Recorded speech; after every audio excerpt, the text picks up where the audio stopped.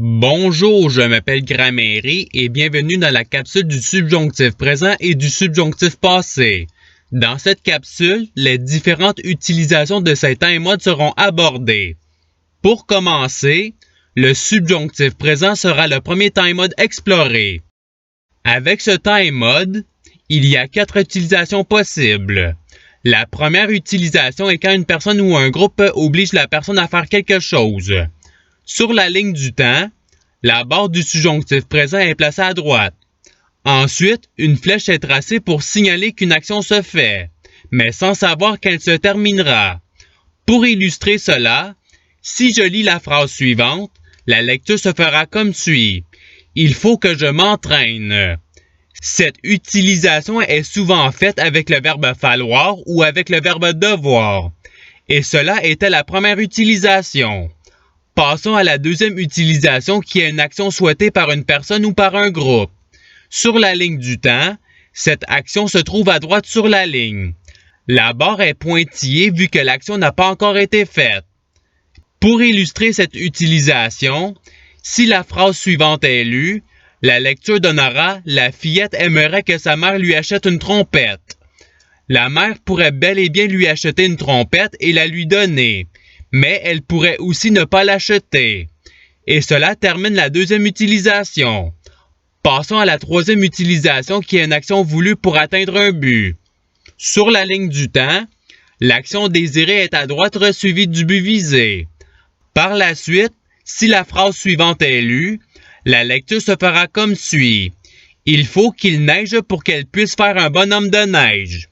Et cela termine la troisième utilisation. Passons à la quatrième utilisation qui est une action ignorée ou annulée par une autre action. Sur la ligne du temps, l'action ignorée ou annulée se trouve à gauche sur la ligne. À droite, il y a l'action qui annule ou qui ignore l'autre action. Pour illustrer ça, si je lis la phrase suivante, la lecture se fera comme suit. Bien que son réveil sonne, il continue de dormir. Ici, l'action du réveil de sonner est ignorée par la personne qui continue de dormir. Et c'est tout pour le subjonctif présent. Passons maintenant au subjonctif passé. Avec ce temps et mode, il y a 5 utilisations. La première utilisation est quand une personne ou un groupe oblige à faire une action qui se termine. Sur la ligne du temps, la barre du subjonctif passé est placée à droite. Ensuite, une flèche est tracée pour signaler l'action. Finalement, une deuxième barre est placée pour dire que l'action est terminée. Pour rendre cela plus clair, si je lis la phrase ci-présente, la lecture se fera comme suit. Il faut que j'aie préparé le déjeuner avant l'arrivée de la visite. Comme vous avez pu le voir avec l'animation, quand l'hôte a fini de préparer le déjeuner, la visite s'est envenue. Et cela termine la première utilisation.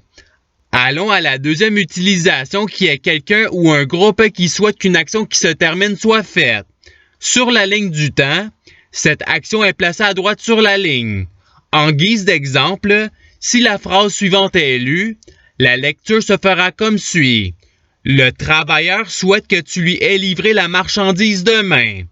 Rendu au lendemain, il se peut que tu lui livres la marchandise comme il le désire. Mais il se peut aussi que tu t'en ailles sans lui avoir livré la marchandise. Et cela termine la deuxième utilisation. Allons à la troisième utilisation qui est une action terminée désirée dans le but d'atteindre un but. Sur la ligne du temps, l'action est placée à droite sur la ligne. Le but est placé après l'action. Pour donner un exemple de cette utilisation, la phrase suivante sera lue. La lecture donnera « Il faut qu'il t'ait passé le ballon pour pouvoir compter un but ».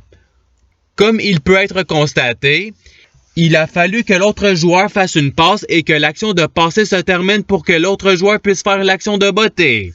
Et cela termine la troisième utilisation.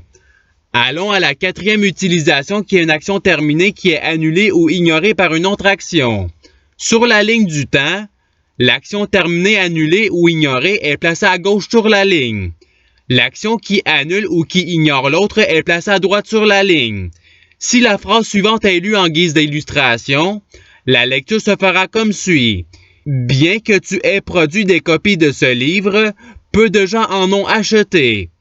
Ici, Une seule personne est venue acheter une copie du livre, ce qui ignore en partie la vente de copies du livre. Et cela termine la 4e utilisation. Allons à la 5e utilisation qui est la référence à une autre action ou à une série d'actions similaires. Sur la ligne du temps, les actions, ici 3, sont placées à gauche sur la ligne. Il peut y en avoir moins que 3 ou plus que 3. Si la phrase suivante est lue en guise d'exemple, la lecture se fera comme suit. C'est le meilleur écran que j'ai eu de toute ma vie. La phrase indique que l'écran que la personne a en ce moment est de qualité supérieure aux autres. Cela veut dire qu'il en a eu d'autres avant d'avoir celle-là, mais qu'ils étaient de moins bonne qualité. Et c'est tout pour cette capsule.